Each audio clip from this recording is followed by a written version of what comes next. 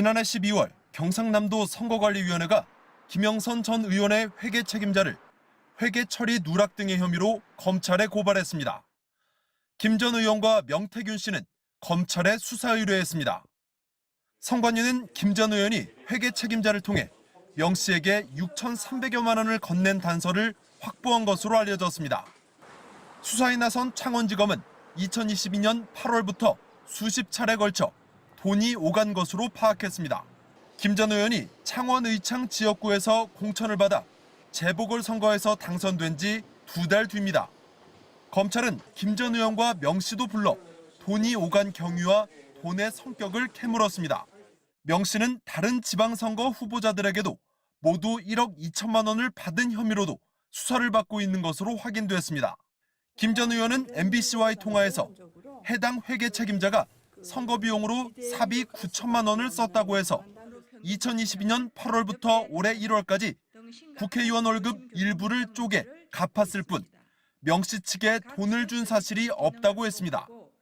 MBC는 명 씨에게도 직접 사실 확인을 요청했지만 답변을 받지 못했습니다. MBC 뉴스 이준입니다. 뉴스토마토의 김건희 여사 공천 개입 의혹 추가 보도에 대해 국민의힘은 이틀째 공식 입장을 내놓지 않았습니다. 지금 문제가 되는 사람들에 대해서는 우리 국민의힘은 경선도 붙이지 않고 컷오프를 했죠. 그 이상 제가 특별히 더 말씀드릴 필요는 없을 것 같은데요. 하지만 당내에선 향후 파장을 주시하는 분위기입니다. 대통령실의 공천 개입 의혹이라는 소재 자체의 폭발력이 크기 때문입니다. 당내에선 공천 개입 여부를 떠나 김 여사가 정치권 인사와 공천에 대해 의견을 나눈 것 자체가 부적절하다는 지적도 나왔습니다. 국민의힘과 대통령실은 이번 사안을 김 여사의 공천 개입이 아니라 김영선 전 의원과 개혁신당 간의 공천 거래 사건으로 규정하는 모양새입니다. 지난 2월 지리산 칠불사에서 만난 명태균 씨와 개혁신당 이준석 의원이 모두 김 여사의 공천 개입이 아니라고 선을 긋고 있다는 점을 근거로 들고 있습니다. 비례대표 1번, 3번을 뭐 받느냐 안 받느냐 이런 얘기를 했다는 것은 뭐 처음 나온 얘기더라고요. 어떻게 보면 부당한 공천 거래일 수도 있잖아요. 하지만 더불어민주당과 조국혁신당은 김 여사의 공천 개입 의혹이 사실로 드러났다며 공세를 이어갔습니다. 영부인의 유례없는 국정농단이라며 김건희 여사 특검법을 수용하라고 압박했습니다. 공천 개입 의혹을 못 본 척하는 것은 앞으로도 쭉 국정농단을 하겠다는 뜻입니다. 대한민국은 김건희 왕국이 아니라 민주공화국입니다. 명태균 씨의 육성 공개로 촉발한 공천 개입 의혹은 향후 관련 물증이 얼마나 나오느냐에 따라 향배가 달라질 것으로 보입니다. 뉴스토마토는 재작년 재보궐선거 당시 명 씨가 윤 대통령과의 통화 녹음을 주변에 자랑하듯 들려줬다고 보도했습니다. 다만 이 녹음을 들었다고 지목된 국민의힘 전직 당직자는 연락을 받지 않고 있습니다. 명 씨와 만났던 개혁신당 이준석 천하람 의원은 공천에 대한 녹음은 들어본 적 없다거나 모른다고 답했습니다. 녹음 당사자인 명 씨 역시 수차례 연락에도 아무런 답이 없었습니다. MBC 뉴스 나세웅입니다. 정치팀 손하늘 기자에게 좀 더 물어보겠습니다. 자, 손 기자, 네. 의혹의 핵심이라는 명모 씨 얘기 사실 계속 좀 나왔었잖아요. 예. 근데 실제 대통령 부부 친분이 있었거나 공천에 개입할 만한 힘이 있었던 건가요? 예, 그 지점은 명 씨가 변호인을 통해 밝힌 입장문을 보면 힌트가 좀 나와 있습니다. 네. 의혹을 보도한 뉴스토마토를 비판을 하면서 낸 입장문인데 김건희 여사가 자신한테, 즉 명 씨한테 텔레그램을 보낸 것을 그걸 김영선 전 의원이 받은 것처럼 뉴스토마토가 보도했다 이렇게 지적을 한 겁니다. 근데 그러니까 일단은 텔레그램을 주고받는다는 거는 인정을 한 거죠. 그런데 더 들어가 보면 내용이 흥미로운데요.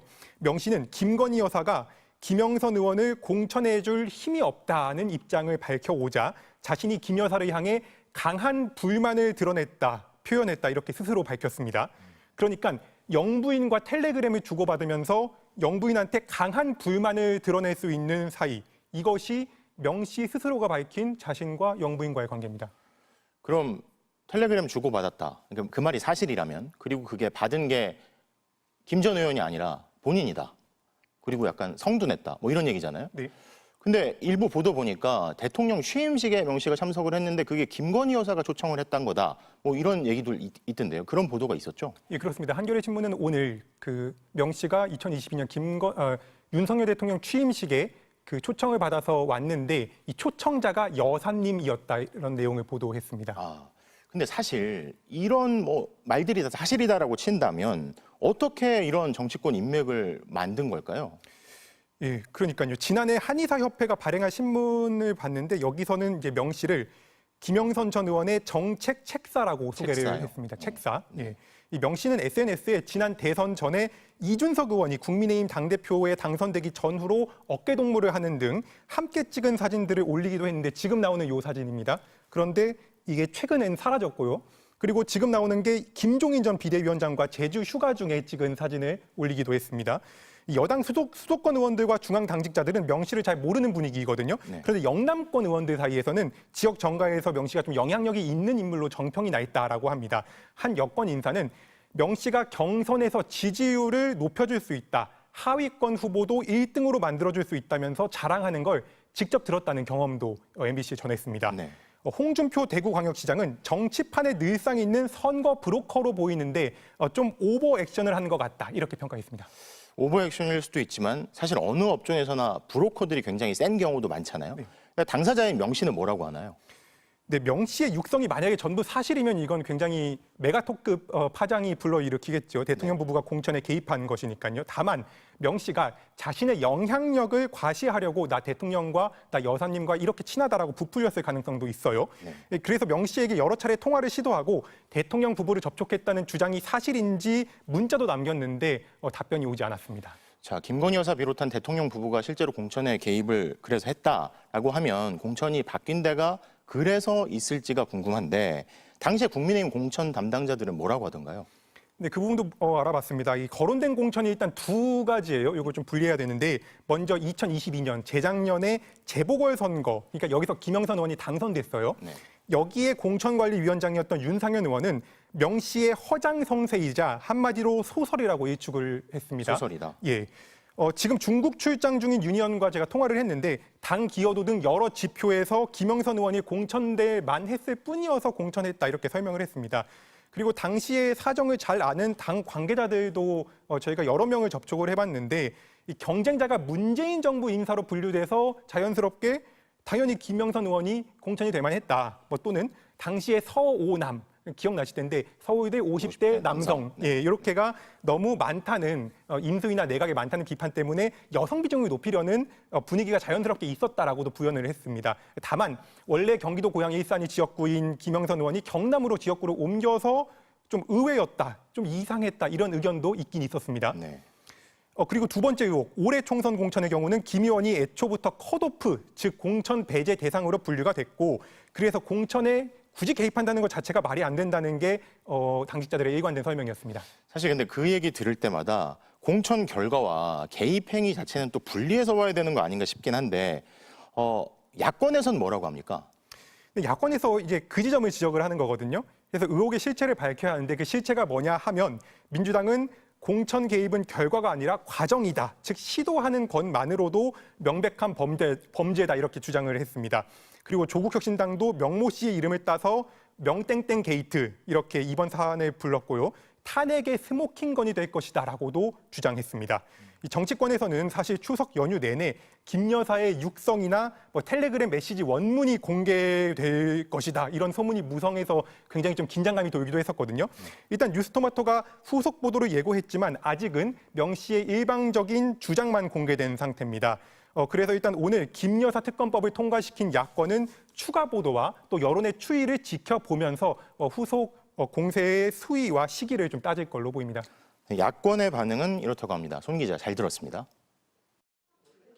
지난 2022년 7개 지역구에서 치러진 국회의원 재보궐선거.